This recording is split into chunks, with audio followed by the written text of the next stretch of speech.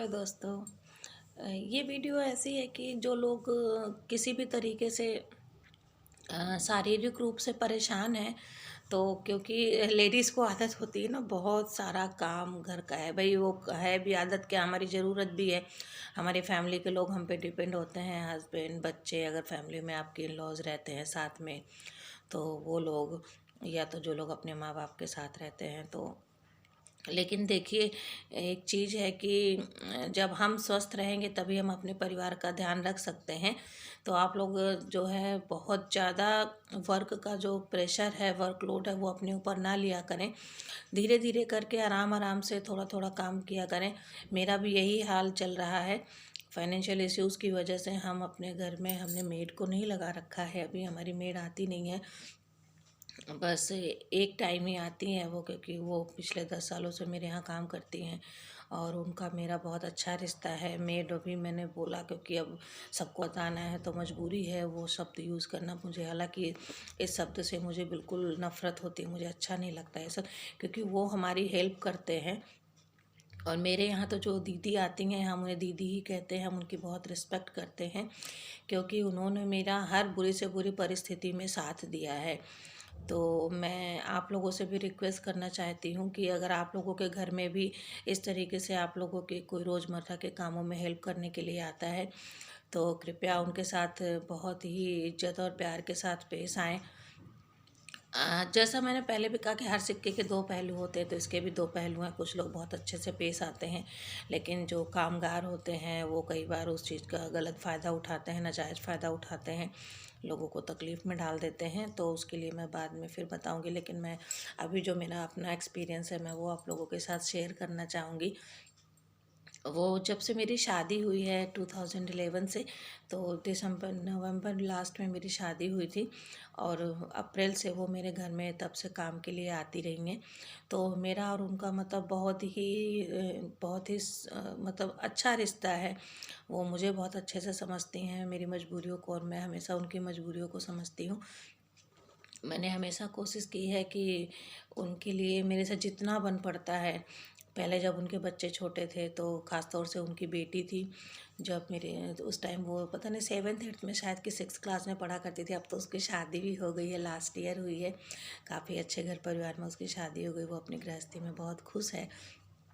मैं उसको पढ़ाया करती थी, क्योंकि तब मैं यही कर सकती थी उसके लिए सबसे बेस्ट, क्योंकि लड़कियों की शिक्षा जो है वो बहुत ही ज़रूरी है। एक शिक्षित लड़की, अगर किसी गरीब घर में भी कोई एक बेटी ने जन्म लिया है और अगर वो अच्छे से शिक्षित है, तो अच्छे अच्छे घरों के रिश्ते उस बच्ची के लिए आते हैं, और उस बच्ची का जो भविष्य है वो बहुत ही अच्छा हो जाता है। उसको पढ़ाने के पीछे मेरा सिर्फ यही एक मोटिव था, मैं चाहती थी कि उसका भविष्य अच्छा हो, वो अच्छे घर में जाए। हालांकि मेरा तो ये था कि मैं उसे कहीं नौकरी वोकरी के लिए भी मतलब प्रोत्साहित कर सकूं, चाहे गवर्नमेंट में या फिर प्राइवेट में, कहीं भी।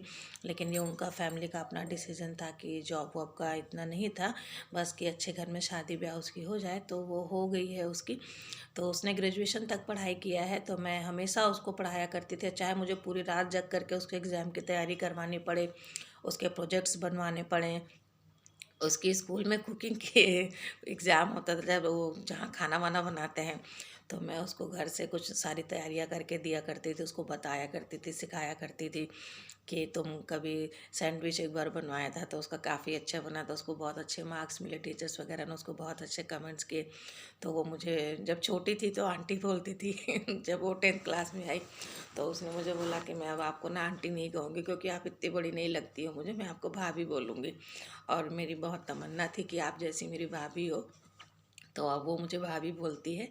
तो कोई नहीं, बच्ची है, वो जिस तरीके से खुश है मुझे उसी में खुशी लगती है। मैंने उसे हमेशा अपनी बेटी जैसे ही प्यार दिया है। तो मैं आप लोगों से भी यही रिक्वेस्ट करना चाहती हूँ कि अगर आप लोगों के साथ किसी का इस तरीके का रिलेशन है, किसी ने आपकी प्रॉब्लम्स को समझा है, तो आप भी उसकी प्रॉब्लम्स को समझिए, जितना हो सकता है उनको सपोर्ट कीजिए, क्योंकि समाज में हम सब एक दूसरे से बंधे हुए हैं। ज़रूरी नहीं कि जिनसे हमारे खून के रिश्ते हों, जो हमारे घर परिवार के लोग हों, हम बस उनकी ही मदद करें, ऐसा नहीं होता है। हमेशा अपने मदद के हाथ जो है वो खुले रखिए, अपना दिल, अपना दिमाग हमेशा खुला रखिए, लोगों की भावनाओं को, उनकी परेशानियों को समझिए, और उनके लिए आप जो कर सकते हैं वो करने की ज़रूर कोशिश करिए। और मेरा भरोसा करिए आप, अगर आप किसी के साथ अच्छा करेंगे तो ऐसा हो ही नहीं सकता कि रिटर्न में आपके साथ कुछ गलत हो। मेरी बात से बहुत सारे लोग नाराज़ भी हो सकते हैं और खुश भी हो सकते हैं।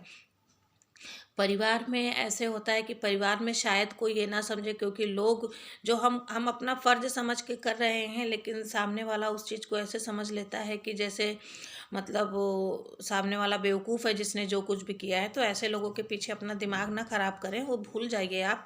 आपको अच्छा लगा, आपने अपना फ़र्ज़ समझा, आपको जो करना था आपने कर दिया। सामने वाले की अपनी सोच है, उसकी अपनी भावना है कि वो उस चीज़ को किस तरीके से लेता है। लेकिन मेरा अपना अब तक के जीवन का अनुभव रहा है कि मैंने हमेशा मेरे घर वालों को भी अपना, वो अपने होते हैं, समझने वाली कोई बात ही नहीं है। लेकिन मैंने बाहर वालों को भी अपने जैसा ही समझा है, मैंने उन्हें कभी अपने आप से अलग नहीं समझा। मुझे जब भी कोई ज़रूरत में लगता था मैंने हमेशा से उनकी मदद करी है।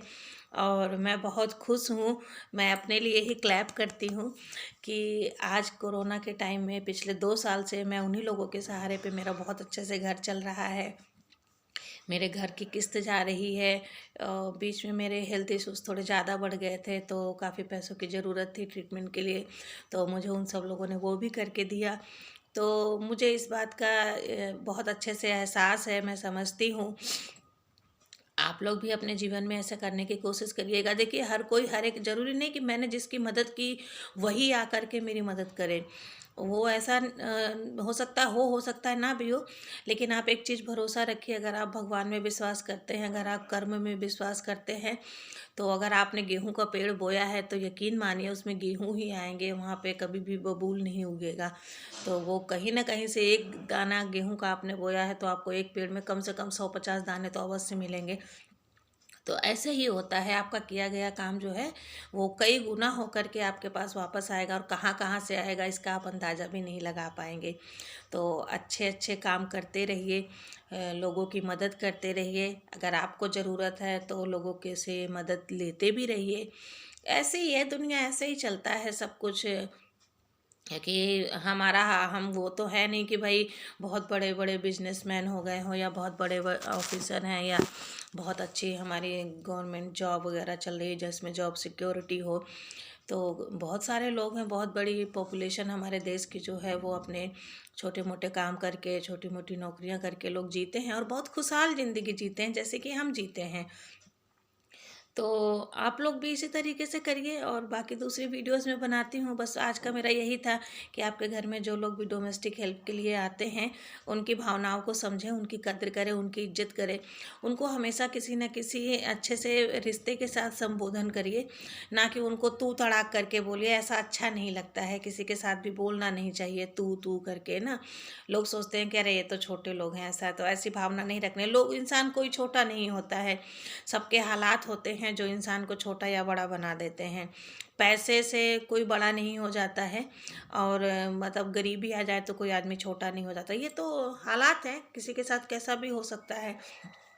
और कोरोना ने तो अच्छे अच्छों को जो है ऐसे कर दिया है कि लोगों को दूसरों के सामने में हाथ फैलाना पड़ गया है। तो अब उसके मतलब ये तो नहीं हो गया ना कि मतलब जिन्होंने अब मदद के हाथ मांगे तो वो छोटे हो गए, या फिर वो बहुत नीचे गिर गए हैं, या फिर उनको आप किसी गलत संबोधन से नवाजने लगे। तो ऐसा तो नहीं होना चाहिए। बाकी आपकी अपनी राय हो सकती है। मैं आप लोगों को दूसरी वीडियो में मिलती हूँ। मेरी वीडियोस बहुत लंबी हो जाती है, पर क्या करूँ, ये कुछ बातें ऐसी हैं जिनको बताने के लिए मैं बहुत फास्ट अगर बोलूँगी तो शायद मैं आप लोगों के साथ में अपना जो एक संपर्क है वो बना नहीं पाऊँगी। तो इस वजह से वीडियोस थोड़ी लंबी होती हैं। चलिए, मेरी वीडियो को अगर पसंद आए तो लाइक, सब्सक्राइब और शेयर और कमेंट ज़रूर करिएगा। मुझे पता तो चले कि मेरी बातों से लोगों को क्या महसूस हो रहा है। तब तक के लिए वीडियो को यहीं पे स्टॉप करती हूँ मैं। अपना ध्यान रखिए।